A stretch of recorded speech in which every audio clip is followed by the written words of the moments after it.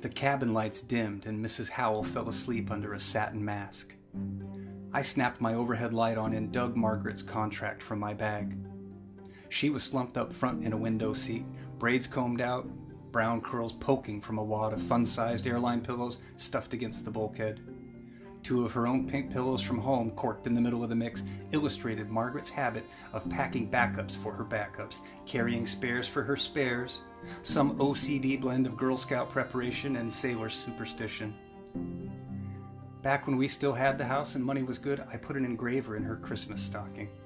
Before the new year came, she'd gouged her initials into everything she owned, put mine on every tool in my rollaway chest, branded every possession in the garage.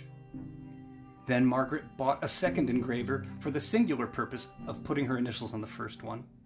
When I found the second one in the kitchen junk drawer, I teased her without mercy for needing to achieve that level of parity and perfection, hiring a barber to cut the barber's hair. She told me to shut up then, flushed devil red, and came within 6 inches of being truly pissed off when I pushed it too far. Her jaw hardened into an unforgiving edge, and she firmly told me, "I have a fetish for backup plans." Margaret's contract began with a lengthy preamble structured like a point-by-point autopsy of our years together.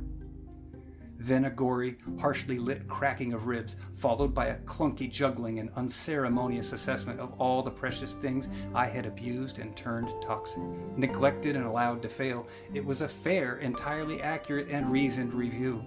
Really fucking thorough. I skimmed over written accounts of the things I could remember. Harder to absorb and endure were the mention of landmark offenses I'd certainly committed but could not recall.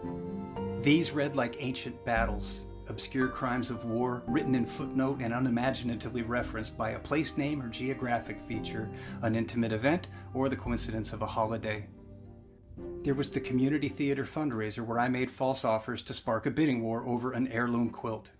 The time at her company Christmas party when I deeply offended a Wiccan and cost Margaret multiple friendships and professional connections. Miscellaneous events, hosted bar weddings and warm weather gatherings, each ending with someone discreetly pulling Margaret aside, then politely asking me to leave. The process inside me meant to verify and authenticate genuine promises was long ago corrupted and well out of order, replaced now by a false mechanism willing to look the other way as I said or signed anything to keep on doing to myself, doing to Margaret, whatever the fuck it was I'd been doing all these years. I nodded through those pages, eager to arrive at Margaret's finest point and make note of buzzwords and key phrases in case I were confronted with them later, souvenirs that would prove I had paid attention. I saw no ultimatums, no storm warnings about my drinking, no if-then statements or threatened outcomes. And there was no mention of us. Not as a going concern, not as a myth or a maybe or even a rumor. No hint of reconciliation or future association beyond our gigs together as citizen samurai. The remainder of Margaret's document was a series of reasonable expectations for our musical partnership, a primer on attendance and punctuality, and then one strange compliment that read like a comment in a grade school report card. Your good manners towards strangers are unfailing. I looked at my hands, turned them over and wondered at their current capability, estimated the value of their contributions to date, considered the road before me and wondered how many days I would last on tour before I was ushered into a small trailer, cashed out of the organization and marched off the grounds.